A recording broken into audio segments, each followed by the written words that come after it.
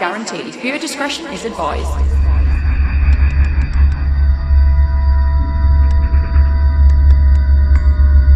Boom. Boom, there was a really loud clap. Really Welcome was. to Cars of the Macabre. Yes, from the Institute, apparently. Yeah, we both look like we're inmates. I've got so much food down this jumper. Earlier, I had no makeup on, my hair was slicked back. I looked like a cross between Vicky Pollard, an inmate, and a naked mole rat. It's just not, it was not a flex. You didn't. You looked great. And now we've just inmated it up a little bit more. Right, we've got a case today. I'm just going to jump straight into it. Okay. So, Excellent. you will have probably heard of this. This case revolves around two people who went on a road trip and only one returned. Uh-oh. Yeah, exactly. So this was a highly publicised recent true crime case revolving around a young couple, their camper van, and an American road trip. Yeah. And there's a 3-part documentary about this on Netflix. I haven't seen it yet. I highly recommend. It's very, very good. Can you guess? Would it be poor Gabby Petito? Yes, it would be.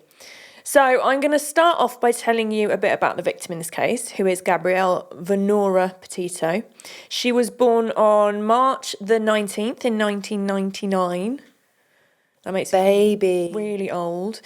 In Blue Point, New York. Her mum, Nicole, was 20 years old when she had Gabby.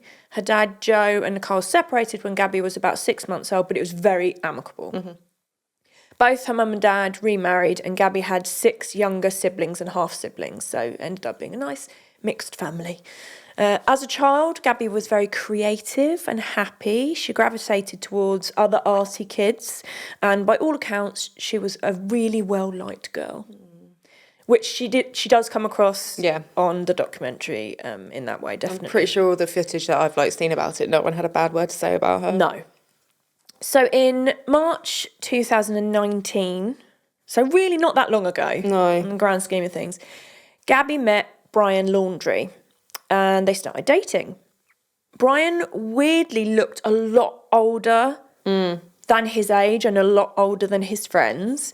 And some students actually thought he was a narc. Oh. Yeah. Nicole and Joe, Gabby's parents, described Brian as being socially awkward but quiet and polite. And throughout the documentary, there were candid videos shot by Gabby, which I guess for the younger generations, that's quite normal to just kind of video everything in this sort of age of social media. And she does come across as very chilled out, very sweet. And he is a little bit on the quiet side. The couple both described their relationship as love at first sight. And they decided to move down to Florida together to live with his family, which seemed too soon to Gabby's mum, which I agree. But then when you're young... It doesn't, that's the kind of thing you do. Well, I mean, it's like, you know, how dogs, for every human year, dogs age 7 years. I'm pretty sure... relationships when you're a teenager, for every 1 year it's about 25 years. Yeah, I reckon you're probably right. And you get all caught up in the moment and everything like that, so exactly. And you don't tend to think with your head so much. No. What do you think with Alison? Your heart? Okay. Maybe. I know what you were thinking. No, I wasn't. I didn't know. Dirty. I was not Dirty thinking pig. that. I didn't know. And I don't... I can't see Goobs, but he's typing. Will you stop talking about pegging? That seems to be the theme of today, scarily enough. Pegging and Irish accents. So, by December of 2019, Gabby and Brian had been dating for 9 months. They were living in Florida already with his family, and his mother, Roberta, started off being nice to Gabby. But she soon showed jealous behaviour towards her. Oh no, is it a dependent relationship? She's very dependent on her son. Weird, yeah. And reportedly, she did not like Brian spending so much time with his girlfriend. Hello, Norman Bates. Yeah. And considering she'd moved to Florida with him so they could be together, well, what else is she going to be doing? Yeah. You know, they've moved down there to be together, so... strange, which apparently made Gabby feel very uncomfortable. I'm not surprised. Yeah, I'd feel literally. really... I'd written, I'm not surprised. Yeah. No. I thought, I'm so lucky with... I know I've said it before, I'm just so lucky with my in-laws. But overbearing in-laws would put a strain on a relationship. Absolutely. For me. And also, it's weird for her to be jealous of her son's girlfriend. Yeah. That's like, odd. you're how old, lovey? Yeah. And he's your son.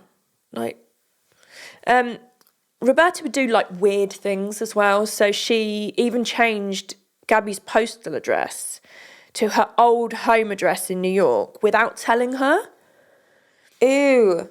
Which is kind of a strange thing to do. And that's alarm bells right there. Yeah, it just seems a little bit off. And it seems like a lot of the things she was doing were very attention-seeking. Mm-hmm. So there's that. Oh, woe is mummy, come to mummy. Exactly. So yeah, a little bit weird. And I mean, it only gets weirder as the sort of story goes on. Gabby didn't have any friends down in Florida, so she joined Bumble, which apparently you can do to find friends. Oh, I didn't know that. Well, I thought it was just a dating app. I thought it was just a dating app, but apparently you can go on there and find friends. Yeah. So she made contact with a girl called Rose Davis, who was also looking for some company, and they hit it off straight away. They started hanging out together every week. Mm-hmm. They would make TikTok videos together. Gabby would even go with Rose on her Domino pizza delivery runs, and Rose referred to Gabby as her service human. Oh. Which was really sweet, and also that reminded me of us too. Yeah. Moron support. Absolutely. And Rose says in the documentary that Gabby made her feel important, which is a really nice thing for someone quality to have in a friend. Exactly. And it's funny, isn't it, that they met on Bumble and then they just clicked, and it was just, I thought it was very nice. Sometimes you do. It's like you can, there's so many different sort of, not hierarchies, but categories of friends. You've got like acquaintances, people you can go out and have a good time with, but you're not going to talk about the bad times with. Then you've got friends that you talk about the bad times with, but the most important ones are the ones, Mikey said it to Mark, the most important friends are the ones you can share good news with and who aren't going to be jealous or things like that. You know, the ones, that's like a true friend who where you can, yes, it is obviously the bad times as well, but ones that you can, you know, share good news with, and they're the ones who really matter. And you're excited to tell them because you know they're going to be excited for you. Yeah, exactly, yeah. Definitely. So eventually Rose met Brian. They all went to the beach together, and she described him as being like a parent watching kids on a play date. He didn't really socialise with the girls. He just sort of hung out in the background. And Rose said he was nice enough, but weird, and she thought he had a dark side to him, which became more apparent the more she got to know Gabby. Was that just because he was quiet, she thought that? Or a vibe, or...? Yeah, maybe. I think because Gabby was so outgoing and so bubbly, and it does seem like Brian was... It's chalk and cheese. Yeah. So Rose observed that when the couple were together, everything seemed okay. But when Gabby would spend time away from him with Rose, things changed. On one occasion, Gabby was due to go out with Rose line dancing. They were going to go line dancing. Brian stole Gabby's ID from her wallet because he didn't want her to go out. And just a side note, you do need your ID for everywhere in America in comparison to here. Like, you could go to a pub and not need ID to get in, but I think it's a bit more strict over there because obviously their drinking age is higher. It's starting to be sort of like signs of controlling behaviour. Definitely. So to me, being the armchair psychiatrist I pretend to be. Like we were earlier. Like we do every day, pretty much. They definitely have a personality disorder. We do it to each other, we do it to ourselves. We do it to people who watch on TV. Exactly. So to me, this is where there's evidence of coercive control starting or, you know, kind of bubbling under the surface. And because Gabby and Brian would fight, he'd really upset her. Then he'd buy her something or do something nice and she'd forgive him and say, quote, she was lucky to have him. So her mind's already working in... Being manipulated. And to me, that doesn't sound that healthy. No. A relationship. Just for those who don't know, the definition of coercive control refers to continuous patterns of behaviour that are intended to exert power or control over an individual. Coercive control is also described as a range of behaviours that allow someone to gain or keep control of a person they are close to, for example, a partner, ex-partner or family member. So to me, that's what seems to be going on. I'm sorry. I accidentally slurped my coffee again. Slurping a goose here. Sorry. So in July of 2020, Gabby and Brian had been dating for 1 year and 3 months, and Brian proposed to her whilst they were camping in Woodland, and the couple became engaged. How old are they at this point, sorry? She was born in 99, and what this year was is this? 2020. 21? Yeah. Is that right? Did I just get that right? Yeah. Oh my God, I did maths. Yay! And it was right first I'm really happy for you. Thanks. See, that's a good example of what we were just talking about. Yeah, exactly. there we go. Yeah. So, so obviously I know that's not hard maths, but for me, all maths is hard. So It is like 3 + 2 is 8. exactly. So of course, this was posted on social media, which sadly is how Nicole, Gabby's mum, found out about it. Oh no. Yeah. And as it turns out, her father didn't know either. So Brian hadn't spoken to either of them beforehand. And Gabby actually didn't tell them afterwards, which is, I find... That's a bit of a red flag. Yeah, that seems more like, odd. Yeah, like she thinks, oh, my parents aren't going to be happy. But then if you're going to put it on social media, Yeah. do you not think that they're going to find out? Really weird. Yeah. I don't know, that seems like quite strange behaviour. Her family and friends remember the whole situation being very strange as well. The fact that they weren't told, they found out on social media. So, Yeah.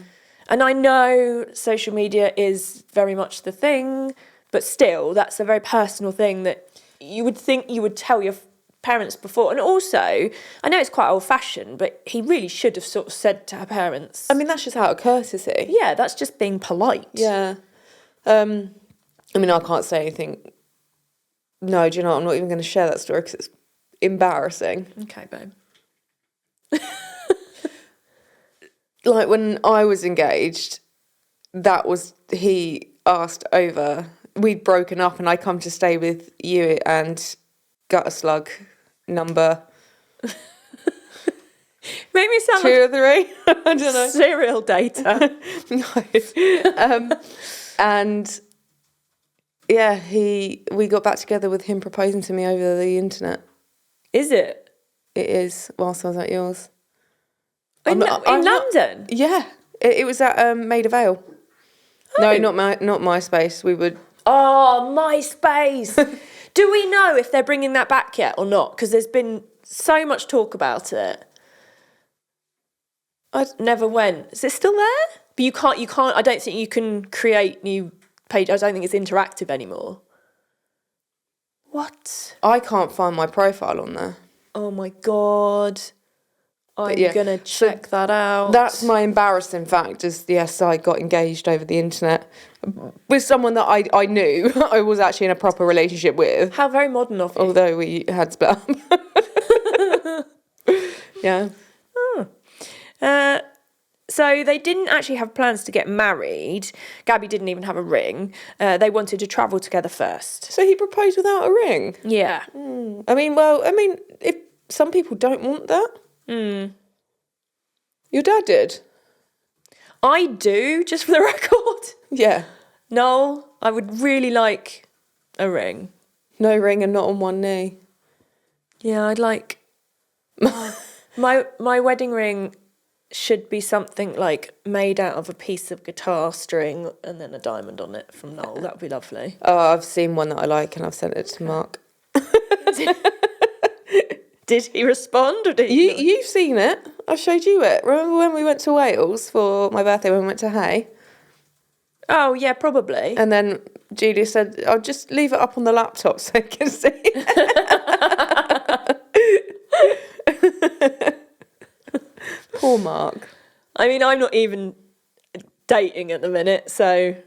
Well, the thing just is, if we have a waiting for wedding, you might... No, actually, no, I wouldn't pair you with anyone we know. Well, I've already asked you if you know anybody. Yeah, not for you. I'm just waiting for Noel. Just waiting for I think we're just going to have to stick with that, haven't we? Yeah, that's fine. So they bought a 2012 Ford Transit Connect, which actually is a very small van to be a camper van, especially if you're going to be living out of it. When you think of van life, you know, you think of a decent size. Yeah, you would need it so you wouldn't feel claustrophobic. Right. I mean, maybe if you were on your own, that would be okay, but for two people? No. Yeah. So yeah, if you Google it, you'll see it's really very small, especially for America. It's a very small van, especially for America. Gabby documented all of this as she wanted to start a YouTube channel about their van life. Gabby was also working 50 hours a week at Taco Bell to pay for their van life plans. So she's working very hard. She's a grafter. She was. So as Gabby was working so hard, this in turn meant she was spending less time with Brian, which he didn't like. You can't have it both ways, lovey. Right. Was he working? It wasn't clear. It doesn't seem like he was. So he's put... Oh, no. But it didn't say anywhere about that, but it seemed to me like he wasn't, but that I could have got that wrong. He even called Gabby's mum to tell her that Gabby was working late at night with, quote, bad people. And... which is strange in of itself. And his text messages to Gabby at this time were verging on abusive, very controlling, and Gabby would reply by apologising to him. Poor lovey. Yeah. Brian made Gabby feel like she was in the wrong and a bad person for not spending 24/7 with him. So, yeah, it's manipulation, it's control. Absolutely. It's gaslighting. But this is because she was working so that they could spend 24/7 together on their road trip. So, you know... He's a bit of an idiot then as well. Yeah. So, again, to me, this is more coercive control going on. And there are passages from Gabby's journal where she had written, "Just please stop crying and calling me names." She even seemed to realise that Brian was trying to control her. She said as much in a text message to him. And while hanging out with Rose and working at Taco Bell, Gabby seemed to become more independent. So that was kind of giving her the time away to realise, actually, this possibly isn't healthy. Yeah, she's got time to think. Exactly, because she's away from him and she's around other people. And, you know, she did start realising that perhaps she didn't need Brian. Oh, okay. But this whole thing is when all of a sudden they started their road trip. Maybe like let's see how this goes. Yeah. So in July of 2021, 1 year after their engagement, Gabby and Brian started their van life journey. They recorded everything from a tour of their little van to scenery to simple things like making dinner on the road. And Gabby intended for vlogging to be her career. And throughout the documentary on Netflix, there's loads of unedited footage. Oh, which okay. It really puts you in the moment with them, especially because it's unedited as well. However, Gabby told Rose that Brian didn't like the idea of vlogging and that he thought it was stupid. And Rose believes this was because Brian didn't want the couple's arguments to be captured. Yeah. And sadly, when they sort of went on their road trip, Gabby distanced herself from Rose as the trip went on. There's another passage in Gabby's journal around this time, which is paraphrased and reads, "I feel bad, I'm always on my phone. I should give Brian more attention. He loves me so much, I don't deserve him, but I'm lucky he sticks with me." Yeah. Oh, he's got his claws in. Yeah. It's just alarm bells. Living on the road, in fact, anything at all gets romanticised on social media and, you know, they show all these lovely pictures and... Well, that is it with social media. It doesn't show the whole story. It doesn't tell the whole truth. You might be having a wonderful time at that moment, but then turn the camera off, what's happening? Exactly. And this is why it's so dangerous. So People dangerous. try and live up to that, this perfect view of life, And life is not perfect. No. And I'm guilty of comparing myself to other people. That's why I don't really go on Instagram anymore. I post on there and I come straight off. Mm-hmm. And, I mean, thank goodness for Goober, who's doing all our social media now, because it's just, I literally cannot help but compare myself. And it's dreadfully unhealthy. And that must be even harder if you're younger and you're just starting out and you're figuring out what you want to do. And you're like, oh, this person's doing this. Oh, look, they're doing that. But it's all edited. None of it's true. Yeah. So after 41 days on the road, the couple were in Moab, Utah, when a 911 call from a member of the public reported a domestic dispute between Gabby and Brian. Allegedly, the subject was slapping a girl before they both got into the van and drove off. The police see the transit van and pull them over. And at this stage, there's body cam footage of both Gabby and Brian being interviewed, which is part of the documentary. And Gabby is clearly distressed. She's really upset. She's crying. And so the police sit Gabby in the back seat of the patrol vehicle and Brian stays in the van, so they separate them so they can get, obviously each one's stories. Brian had scratches on his face where supposedly Gabby had hit him with her phone. The police actually noticed marks on Gabby's face and arm, but she claimed she didn't know what they were. They both admitted to having an argument that morning, but Gabby took the blame. She said, it's my fault. During the police interview, Gabby called her mum crying. So she asked the police officer, can I phone my mum? Can I have my phone to ring my mum? I'm wondering whether she took the blame because she knew that Brian would be taken away, whereas it's probably less, even though it shouldn't be the case, it's less likely for any, for there to be any repercussions for her to take the blame. Yeah. Maybe. Domestic violence against men. I'm not saying, clearly it was domestic violence against her. But in other situations, there is a lot of domestic violence against men, as well. But it's just viewed differently by authorities, So she called her mum crying and said that Brian had locked her out of the van, but she sort of brushed off the incident despite being clearly really, really upset. And understandably, her mum was really worried because she's obviously upset enough to ring her mum. Mm-hmm. She's crying her eyes out. She's miles away. Yeah, exactly. And she's got marks on her, he's got marks on him. There was a moment in the body cam footage where one of the policemen says to a fellow officer, quote, "How far do you want to go with this? Like, the reason why they don't give us discretion with these things is because too many times women who are at risk want to go back to their abuser and they get worse and worse treatment and then end up getting killed. In no way, shape or form that I can perceive that this is going to digress into the situation where he's going to be a battered man.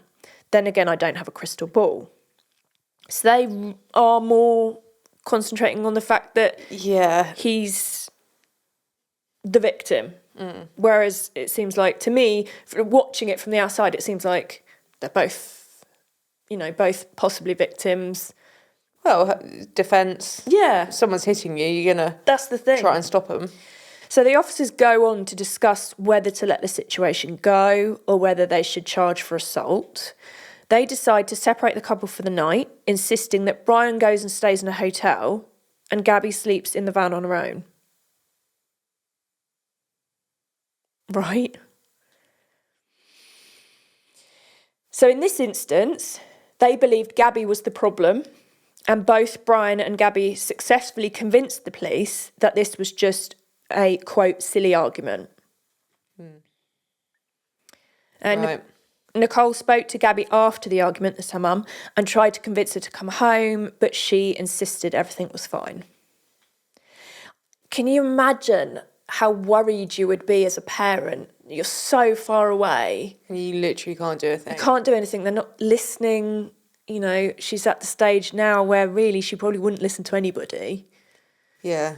It's just so frightening. Another reason not to have children. First of all, I've never wanted children. Second of all, I'm too anxious to have children. Mm-hmm. No. And I wouldn't want to raise people in this world. Oh, God, no. There's no way I would bring a human being into this world. No. I'm just going to rescue babies, baby doggies, and a donkey and a horse. Can we get some pigs? Some pigs, I'd like some cats. Oh, all the animals. All the animals. All the animals.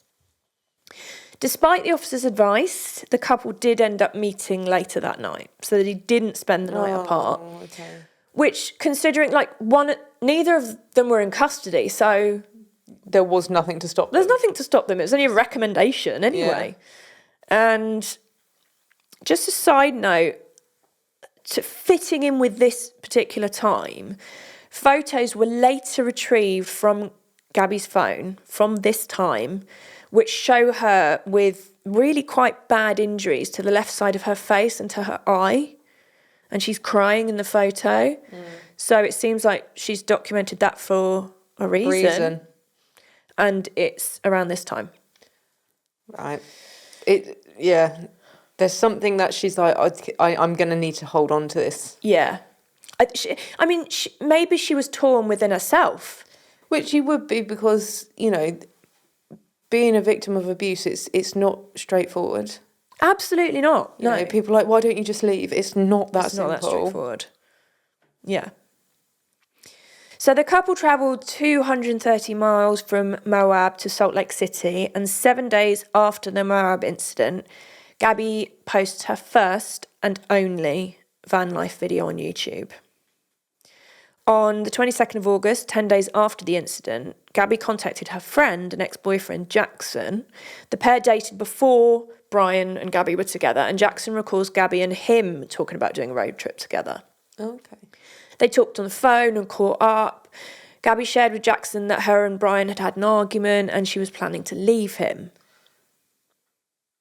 It's interesting she would call an ex-boyfriend. I know you've said that they were friends as well. That's fine, but I wonder why she wouldn't have called Rose. I wonder if... I was going to say, is it more of a sort of... protector type thing? Yeah. I don't know. Yeah. Okay. My armchair diagnosis doesn't get that far. No. So, on August 27th, Gabby Snapchatted with Jackson, and later that day she tried to call Jackson, but he was at work and couldn't answer. Brian and Gabby are seen on CCTV at Whole Foods that afternoon. Funnily enough, they're in a place called Jackson in Wyoming. Oh, okay. And Maybe that was a subconscious... Yeah, could have been. And this was the last known footage of Gabby Petito. That same day, there was a text conversation between Gabby and her mum. She told her she was alone in the van and Brian was camping somewhere else. And she wrote, Brian said I could have the van if I paid him. Nicole then asked if the couple were breaking up, and Gabby replied, no, I just said I could make more money as a solo female van lifer. Laughing face emoji. The next time Nicole heard from Gabby, she received a text message. Sorry, I can't talk. A text message which read, can you help Stan? I just keep getting his voicemails and missed calls. So it's gone from sort of like a bit of a conversation to sort of this strange message. Stan was Gabby's grandpa. All right. And Nicole said that the message seemed weird because Gabby didn't refer to him as Stan. She referred to him as grandpa. So keep that in mind. Nicole then couldn't get hold of Gabby after this strange text message and didn't get any responses to her messages or calls, and there were no more posts on social media. Gabby's last Instagram post was August 25th, and this was also the last time Nicole had FaceTimed with her daughter. After 10 days of no contact, Nicole contacted Gabby's dad, Joe, who also hadn't heard from her. And, 10 days, that's quite a long time. I know they're road tripping, but there's internet everywhere now. So, and there's signal everywhere. So even if it was just a quick one saying... just to let you know I'm okay. Yeah. Or just to let you know, we've got terrible signal, you might not hear from me for a few days, but I'm here. Yeah. So they checked with friends. They also got no response either. Gabby and Brian could have gone missing, both of them. So this is what they're thinking. They're in a van. Disappeared, yeah. They're sort of driving around America. It's a big place. They could have both gone missing. And also, so she texts Roberta, who's Brian's mother, to see if she'd heard from either of them. But Roberta didn't respond. And even after Nicole had messaged Roberta that her and Joe were both really worried to the point where they were going to call the police, they still didn't get any reply from Roberta. Yeah, well, she's a dodgy one as well, isn't she? I mean, she is. She's a very strange one. So Nicole decided to make a Facebook post reporting Gabby as missing and asked if anyone had seen her. Is this before they've contacted the police? Yeah, so they're sort of doing all they can themselves.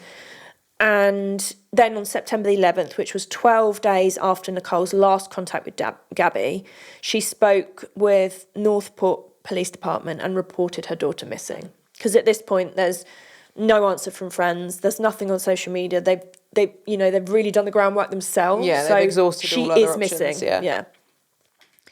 So officers were sent out to Brian's parents' house, but both Roberta and Chris, who was his father, refused to talk to the police.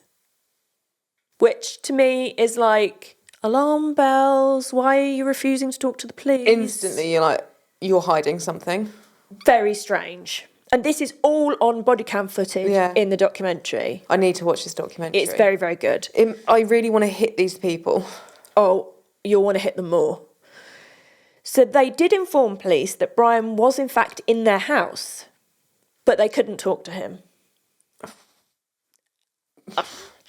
And the van... Hello! The van that was actually registered to Gabby, she was the owner of that van, was parked in the driveway. But they wouldn't tell police anything else. Instantly, just like, yeah, well, suspicious. Really suspicious. I don't know anything about the law. I especially don't know anything about the different laws in the different states in America. Yeah. But surely they have... If you got a missing person and that person's last known to be with... The person who's in your house, in that van that's on your driveway. Surely, no, you come here. I right? need a word. And the van is registered to Gabby, not to Brian. Again, is this law enforcement doing... Again, like you said, we don't know the laws. Don't know the laws. I mean, I don't even know how... Obviously, police have to have warrants to go into places. But I think it's if they've got reasonable cause. Yeah. Or something like that. Which to me personally, this is reasonable cause. I would think Gabby's missing. Brian's back somehow with her van. That's so much suspicion just all in one place. Yeah. Brian's sister later told police that Brian had flown home and left Gabby in a hotel after they'd had a fight. So how did he get the van back? Exactly. So they're all wrong-uns, in my opinion. Yeah. There was more police body cam footage which records a conversation between an officer in New York and an officer in Southwest Florida, basically saying that he didn't think it was suspicious, that Gabby had been missing for 12 days. The person she'd been on a road trip with was now at home with her van parked in the driveway, and his parents were refusing to answer any questions or let the police in the house to talk to Brian. I mean, who in their right mind would find that not suspicious? Yeah. And the female officer literally said, "Don't you find any of this suspicious?" Like, come on, guy.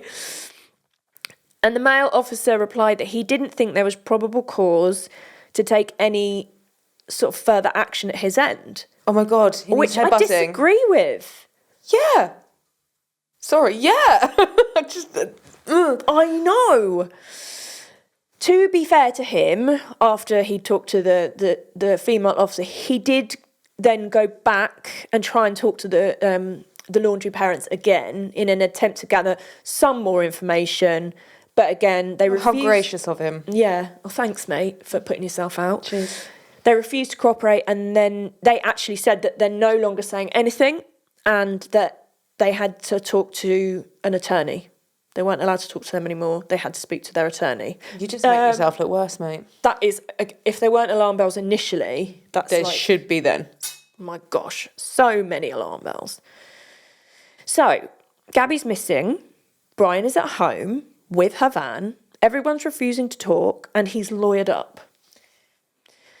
Her parents were absolutely despairing at this point, which you would be. You'd be like, just tell us what's going on. Can you imagine how frustrated they would be? Why would you not? If you've got nothing to hide. Exactly. If it's all innocent, then yeah. So Joe flew to Florida and did a press conference. He asked the public for help and pleaded with Brian's family to cooperate because they just were not at all. News spread very, very fast. So I remember this being on the news. Yes, I do. I didn't know all the ins and outs of it, but I just remember it being on the news because it really wasn't that long ago. Gabby's face was all over American news, as was Brian's. On September the 13th, Jim, Gabby's stepfather, travelled out to Grand Teton National Park, which was the last place Gabby was seen alive, to support officers on the ground. There were search parties and they literally threw all available resources at this case. This is also when the FBI got involved and worked with local authorities. But they really did need all the help they could get because the search area was around 20,000 square miles. Holy... Which is incomprehensible. crap bag. Yeah, like where do you even begin? Like, where do you start? But Gabby's phone had recorded her location at a place called Spread Creek, so they could at least concentrate hone in a little bit on that area. Yeah.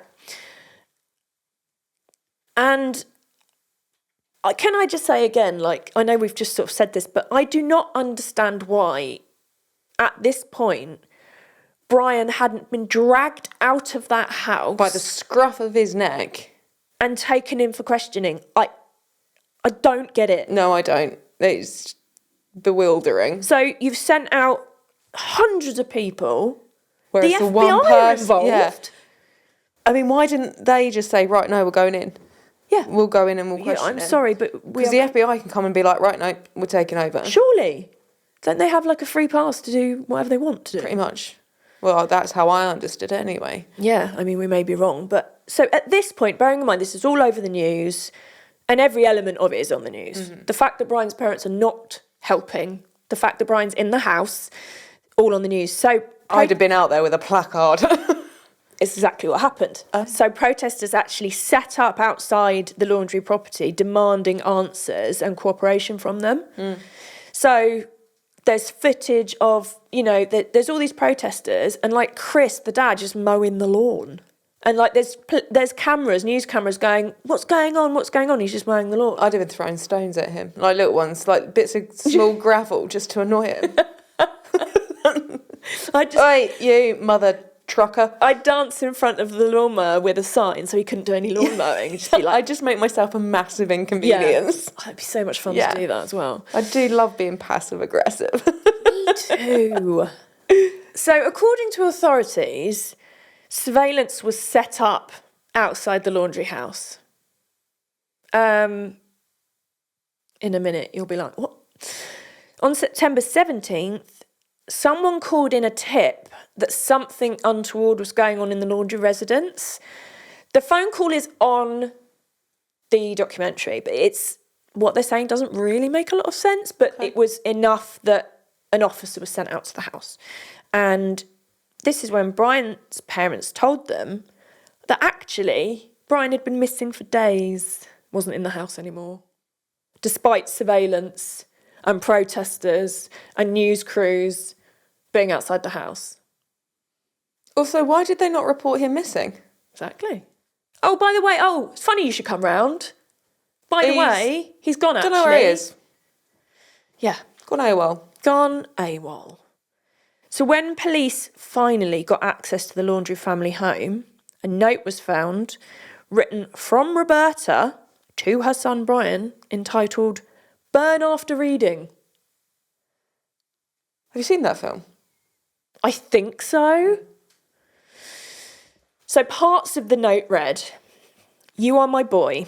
Nothing can make me stop loving you. Nothing will or could ever divide us no matter what we do. If you're in jail, I will bake a cake with a file in it. If you need... Sorry.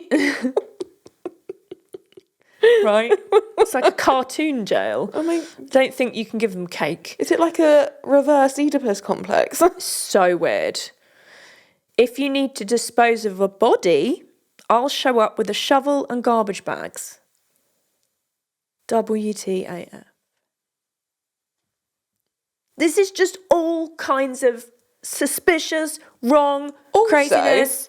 he clearly didn't care that much about his mother because he didn't burn it after eating. No. Didn't follow basic instructions, you moron. Either a moron or doesn't actually care about his mum Yeah. either, because that's just very incriminating. Yeah, very incriminating. So at this stage in the case, there are 2 people missing, and the one person who could have shed light on what happened to Gabby is AWOL. Again, I don't understand. It's all right though, his mum's going to bake a cake with a file in it. Yeah, don't worry. Because that, you know, they're going to let him have... Well, I don't know what American prisons are like, but I'm pretty sure they're not just going to let you in there with a cake. I don't think so. Victoria Sponge, anyone? So as well as the body cam footage of the incident between Gabby and Brian in Mohab, the public were also informed of the manhunt for Brian. So when this was all going out on the news, they also shared the body cam footage of the incident with Gabby and Brian where they were separated and she was crying. So they literally gave the public everything. Yeah. Gave them all the information. So they could see it all for themselves. And I know the conclusions they were coming to. yeah, exactly. So loads of people were informed about the manhunt for Brian. And I'd leave him. yeah. The trouble is they want to find him because they want to know where Gabby Well, is. yeah, that's true. Members of the public reported seeing him in various locations, and other van lifers actually came forward with their own footage which showed Gabby's van in their shots. So because they'd seen all the press, they were like, hang on, we were in that area. Let's go back through our social media footage. Lo and behold, they did actually have, just in passing, they had video footage of Gabby's van. So all of that helps to put together where she was at certain times. And if it's during the days where she's missing... Yeah. So this helped police pinpoint a more specific search area, and when combined with the location information that they had from Gabby's phone records, that just, you know, they were like, great, okay, we've got a smaller area to work with. With this information, members of the search party on horseback actually went out. Oh, wow. Which is a... I love horses. Yeah. They're just so useful. And I just love them. Not because they're useful, I love them because I love them. They're majestic. They are majestic. Very dangerous, but very majestic. So it was at this point where they were able to hone in the search. They've got search parties out on horseback, and they found a body on September 19th. And it was Gabby Petito. She was found wrapped in a jumper. Her boots had been removed and placed next to her. And so it did look like it was a bit of a weird staged situation. And the coroner ruled that Gabby's death was a homicide as a result of blunt force trauma and manual strangulation. Poor love. Gabby's stepdad was the first person to be notified because he was there. Yeah. He was in the area, and he actually had to identify her from photos of the crime scene.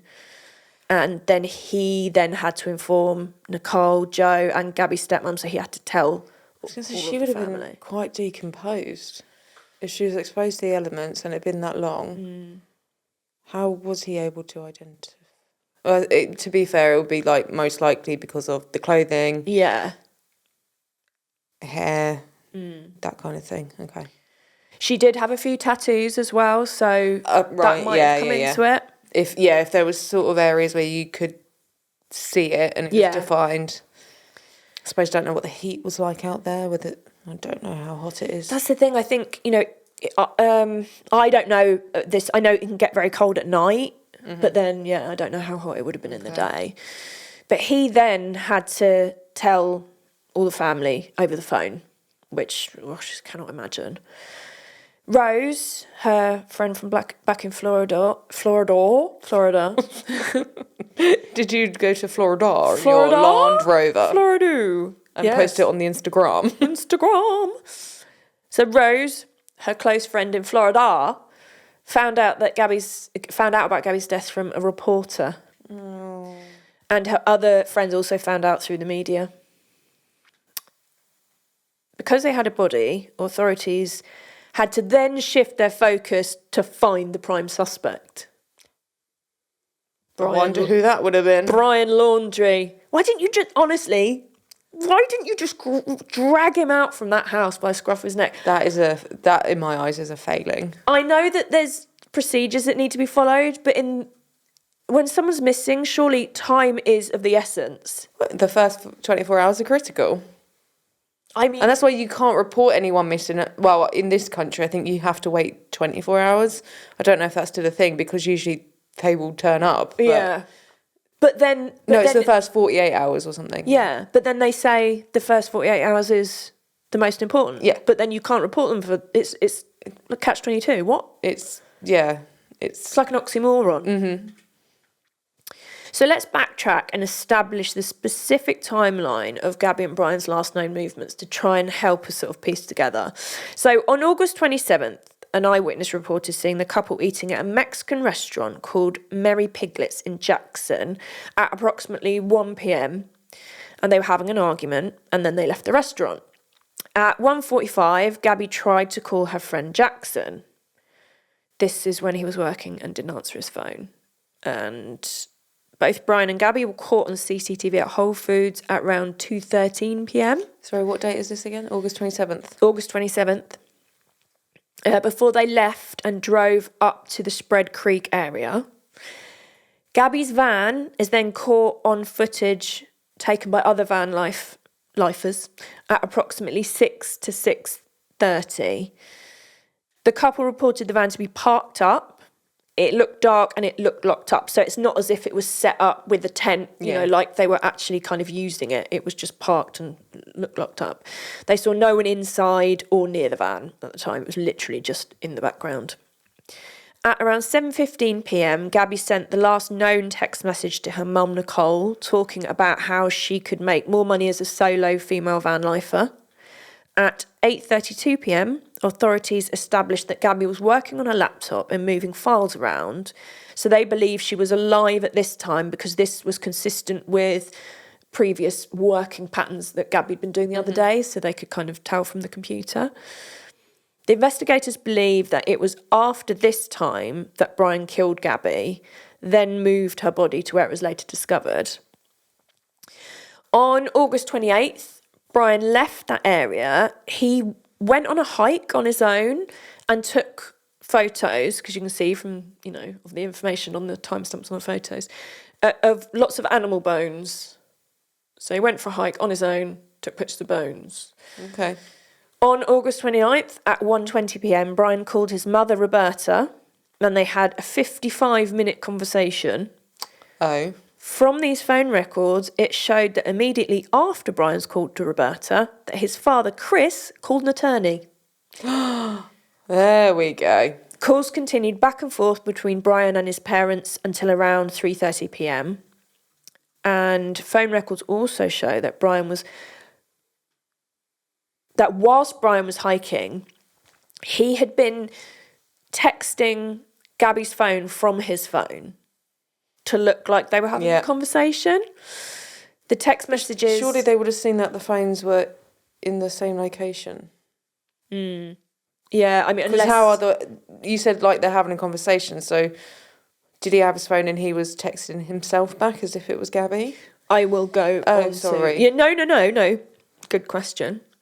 So the text messages that Brian had been sending to Gabby's phone weren't marked as read until Brian was back at the van. So that answers your question. Yeah. At 5:55 p.m. on August 29th, Brian was picked up by Miranda Baker, another van lifer, at Coulter Bay Village and given a lift south towards Jackson. Between 6:30 and 6:45... Did she not come forward and say, oh, yeah, I gave him a lift? Yeah, she did. Oh, okay. So when this is all out and they're doing a manhunt for him, when they literally threw everything at the press, this is when they had a load of people come forward, and all that information helped them piece this timeline together. Right, okay. So it's just going back through the timeline from all this kind of collected information. Sure. Okay. So between 6:30 and 6:45 that evening, he was picked up by local Norma Jean and given a lift to the entrance of the Spread Creek camping area. On the 30th of August, Brian left Wyoming to travel back to Florida in Gabby's van. The van was recorded being driven on CCTV, so you can actually see it driving in the background so you've got service stations and they've pieced all the timeline together and they've gone, oh, there was the van. So they've got literally pieces of a puzzle of exactly where he's been. And it's all fitting fitting together rather nicely. Yeah. Around this time, the strange text message was sent to Nicole from Gabby's phone about checking on her grandpa. From bank records... I mean, why did he think to do that? Really weird. It's very bizarre. I don't think he's all that smart. No, clearly. So from bank records, investigators know that Brian was using Gabby's bank card to pay for fuel on his drive back to Florida. I can't say Florida. Florida. So apologies. Florida. A transfer of $700 was also made from Gabby's account to Brian's with a note saying, "Goodbye, Brian. I'll never ask you for anything again." So he's trying to obviously make it look Cover it up. Yeah. Yeah. But like really badly. Very badly. Not much effort going in here. And just to reiterate, we know from the autopsy that Gabby was deceased at this time, which obviously suggests that Brian is trying to create an alibi, albeit a really rubbish one. At this point, authorities issue an arrest warrant for Brian Laundrie. Finally. Bit late, guys. Took you long enough. Bottom time. Exactly. As progress is shared through the media, loads of tips come in, loads more tips come in with people seeing Brian in various places and even capturing him on video when he's supposedly missing. Okay. Even Dog the Bounty Hunter. Do you know Dog the Bounty Hunter? Yeah. Yes. So he even joined in and tried to help them find him. Oh my God. Which is amazing. Did you used to watch Dog Bounty Hunter? I've seen I wouldn't go out my way to watch it, but like I've seen episodes. There was a time when I was obsessed with it. I absolutely loved it. It was just brilliant. Isn't it just like an outlaw? Well, he finds outlaws. Yeah, I know, but wasn't he kind of like a bit dodge himself to start with? I think maybe. Or have I made that up? He No, I'm had thinking like of someone a completely really different. wicked long mullet. Yes. With feathers in his hair. Had quite a few kids. Yeah. They were all bounty hunters as well. Yeah. And I decided then that I wanted to be a bounty hunter for about 5 minutes. So Like me when I watched Van Helsing when I was about 14 in the cinema, I came out wanting to be a vampire bride. I feel like we are those people that are highly impressionable. And it doesn't matter what the subject matter of the popular culture is. If we latch onto it, right, we're going to do that. Yeah. That's what I want. No plans on how. That's what I'm going to do now. Vampire bride, bounty hunter. And then we got to think logistics. Especially with being a vampire bride. Literally never think of those things. We're like, no, this is just what's happening. Yeah. I'll figure it out. This is how I am identifying now, is a vampire bride. Absolutely. So he was helping. And to try and make any progress in finding Brian, investigators also had to retrace Brian's steps to try and figure out where he could be. So going back to September 14th in the morning, 3 days before his parents reported Brian missing to the police, a Mustang belonging to the Laundrie family had been left at Macabre Creek Park. And after learning that the car had been ticketed, Brian's mum and dad went to pick up the Mustang and brought it back home. Allegedly... I mean, what? Yeah, so this is 3 days before his parents reported Brian missing. Would they not have thought, what's going on if, they found out that it's been ticketed and he's not around? And it still takes them 3 days. And then it seems like they only say he's missing when the police go around there to go, someone's called, something weird's going wrong. Yeah. Oh yeah, he's missing. You know? Yeah, it's weird. Really, really weird. So, allegedly, his parents informed police that the park where the car had been left was one of Brian's favourite places to go hiking. Information could have been really useful several days ago, actually. Brian had told his parents that he'd gone for a hike to get away from the stress of everything. Oh, you're stressed, Oh, it just must be so stressful. Oh, poor darling. Diddums. So despite surveillance and protesters on the lawn of their house and press everywhere, Brian had managed to leave the Laundrie house in the Mustang. And apparently they thought he was his mum, not Brian. Was he wearing a wig? I mean, they look really quite different. She's a woman. He's a man. Yeah, I just don't know how they were confused. I mean, what kind of surveillance was it if you didn't... Bad, by the sounds Really of bad. things.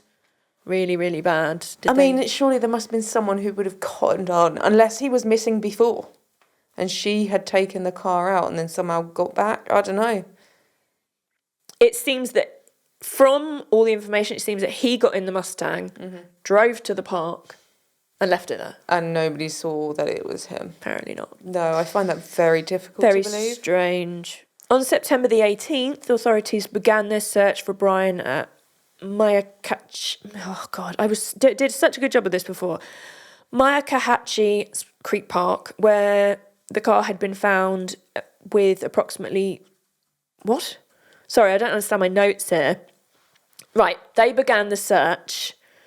Approximately 40 square miles they had to search around where this car had been left. Apologies, I can't read and or write.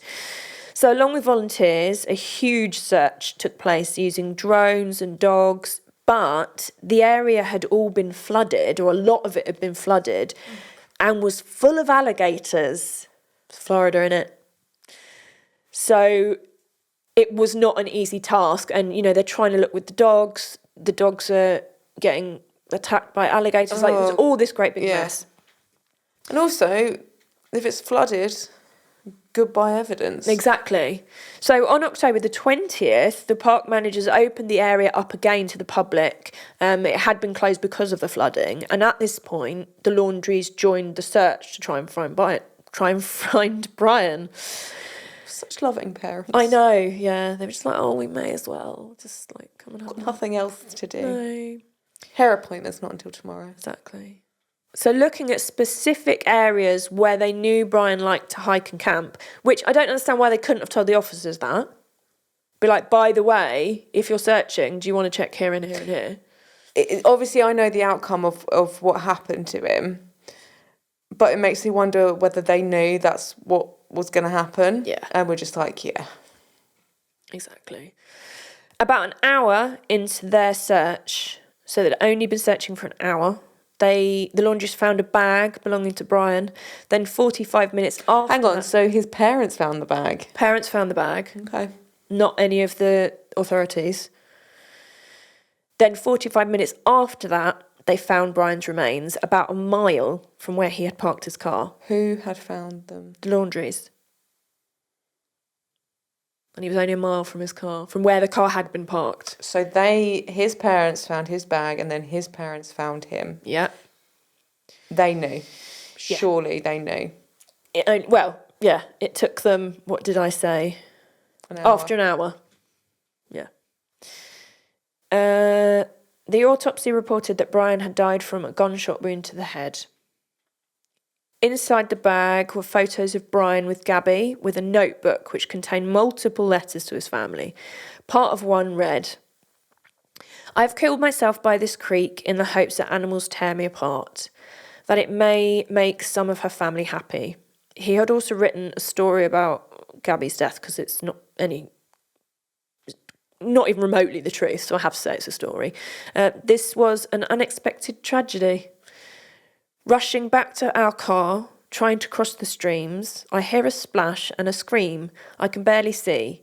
I found her, breathing barely, gasping. She was freezing cold. The temperature had dropped. When I pulled Gabby out of the water, she couldn't tell me what hurt.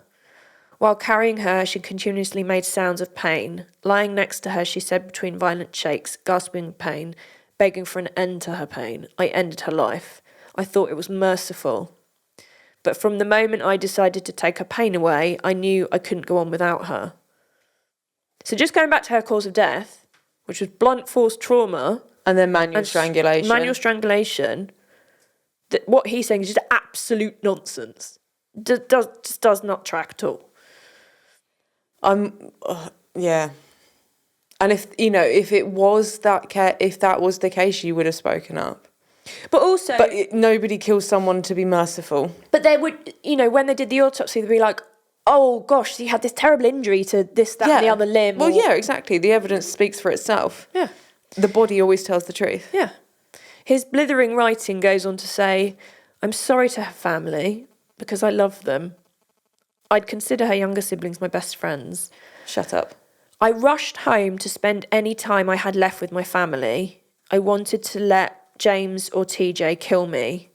I'm ending my life because I cannot stand to live another day without her. Well, you're the one that killed her, you moron. Yeah. Again, it's just trying to cover his tracks. Yeah, but trying to make him look like not the bad person and like a martyr. Exactly. And then, but there's evidence that he was pretending to text her when she was dead. So therefore, you know what you've done wrong. Yeah, because otherwise you wouldn't have tried to do all those things. And you would make a phone call. You wouldn't hide in a house. You wouldn't then send $700 conveniently from your deceased girlfriend saying, "Oh, it's I think his parents knew what he was going to do. Yeah, because it's just a bit. It's a bit too coincidental that they found both the bag and then the body. Yeah, that's it. So because Brian had died, unfortunately, the truth about what really happened leading up to Gabby's death and the extent of his parents' involvement in the situation will never be known. They knew from the beginning. They knew from the beginning. Yeah, I mean, in my opinion, I believe they knew what happened.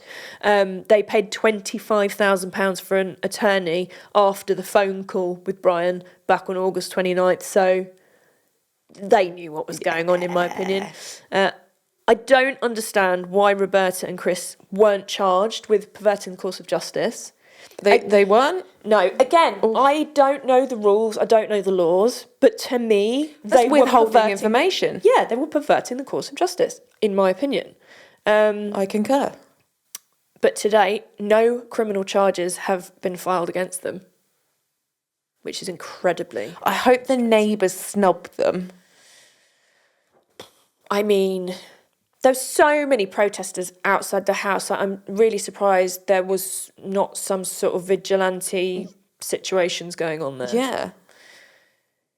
So really, infuriatingly, that there was no justice for Gabby. And because there was no punishment for Brian. He took the easy way out to avoid any consequences for his actions. That's it.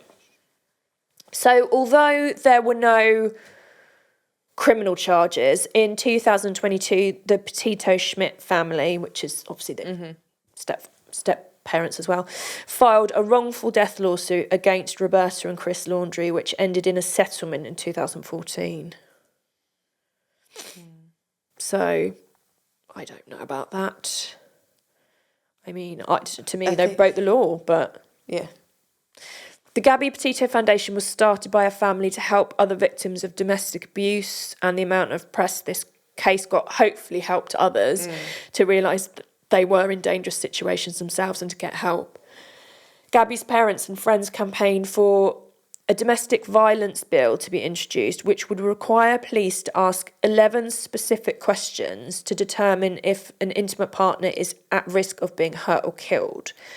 I couldn't find out if the bill was actually in place or if it had gone through. It's kind of, on the documentary, it shows them campaigning for it and all this. To be fair, I can imagine that kind of thing takes quite some time. Yeah, exactly. And obviously this is such a recent case. There could be, what's the word? Developments in time. So I did watch Gabby's van life video after, I'd done the research, which has around 11 million views when I looked at it. And I just have to end this case by saying, do not believe anything you see on social media. None of it is real. Because when you watch that video, you have no idea. There is anything wrong, not even a hint of anything that's going on. So it's just such a sad case because I feel like there were many opportunities for it to be stopped, for it to be prevented. It's very difficult But it is difficult. The victim is not forthcoming with Yeah. what's happening to them. Yeah. And honestly, completely get it. Yeah. Completely get it. And it seems like towards the end that perhaps when she was thinking, hang on, I need to get out of this, it was too late. Yeah. Yeah. And by that point, he's probably already made up his mind what's going to happen. Yeah. And it was probably difficult for her to escape. Yeah, absolutely. So the Gabby Petito Act was passed last year. Fantastic. Good. Brilliant. That's, I mean, one good thing that's come out of it. But it, you know, the whole case is so sad. But his parents' involvement, it's mind-boggling. I hope that haunts them, but it probably doesn't. They just, honestly, watch the documentary and they're like, oh, no, we can't, you've got to talk to our attorney. They don't seem to care. No, they probably don't. Well, Roberta didn't like Gabby. No. So it's not, for her, there's no issue. The issue is the fact that her son's killed someone and she'll do anything like bake a cake with a file in it. Yeah. There's something about me that not last year, it was in 2021, it was Right. passed. Oh, good. So it didn't take as long as I thought it might do. That's really good. I would have thought it would take longer than that. I reckon his parents, or at least his mum, knew what he was going to do. Yeah. There's just something about me Yeah. that doesn't sit quite right. Well, I mean, they didn't report him missing until 3 days afterwards. Exactly. And that's only because the police had been called, because they'd had tip-off. Right, and they've got reporters, they've got protesters and things like that.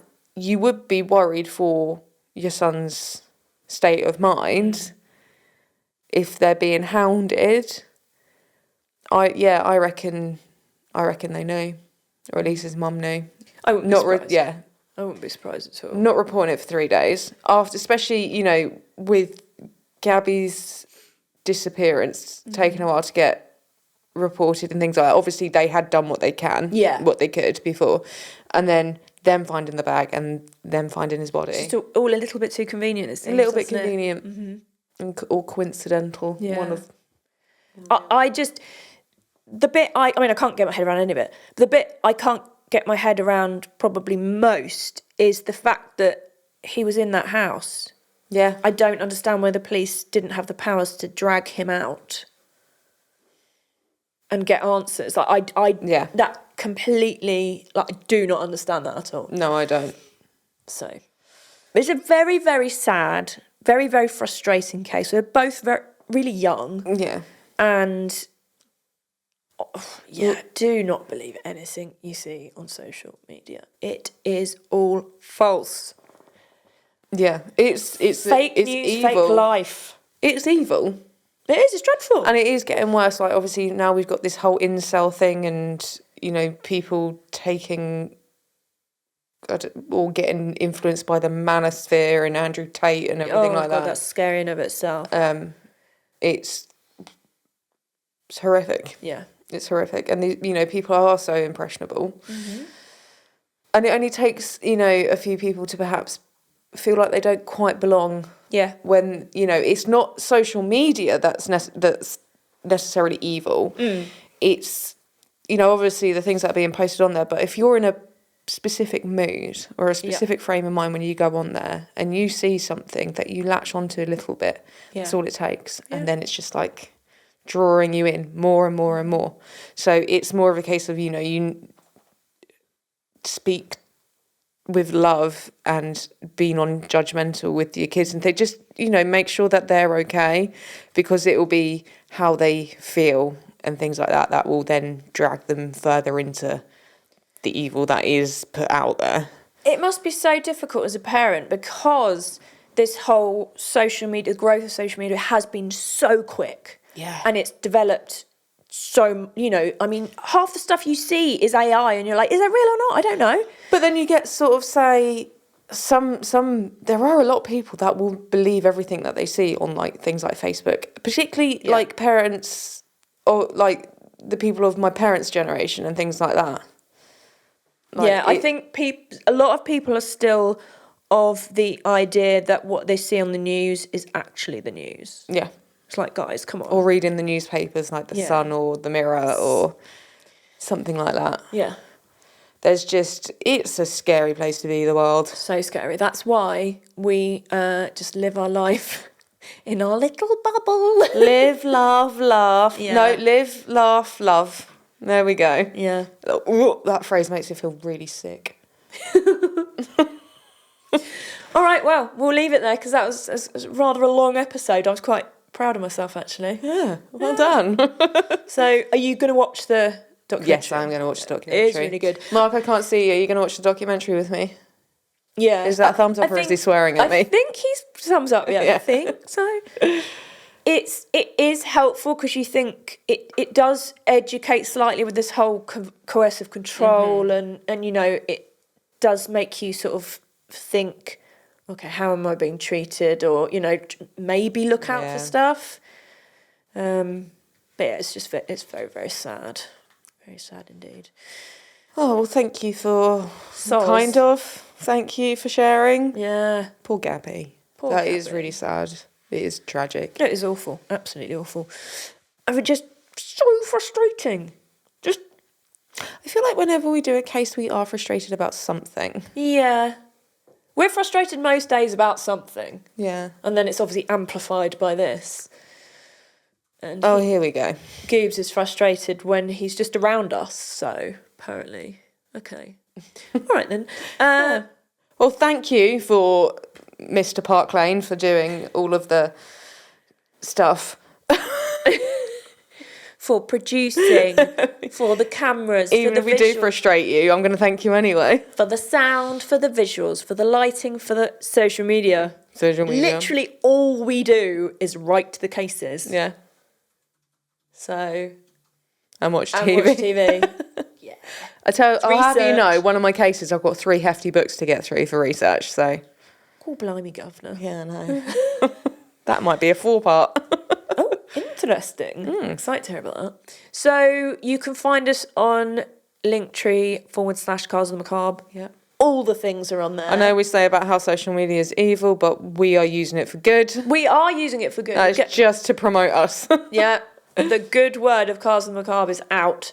And also on there are links to Paratube TV, which we are on a Tuesday night, I think at 7:46. Yes, it's very precise. Very precise. Our merch is on there. Merch is on there, social media's on there, emails on there if you want to send us any spooky stories, any true crime tales as well. Yes. Because you can't tell me, listeners, that you don't have spooky stories and or something true crime related. Yeah, you must do. You do. You just need to write it in. Just and then let us know if we can use our names. And then we can their names. Their names. Did I say ours names? Ours names. Oh my god. You know what I mean. Anyway. Ali, take it away. You did. Oh, please like, subscribe, comment, download, share. I think that's it. All the good things. We're going to leave it here. So until next time, Stay spooky, bitches.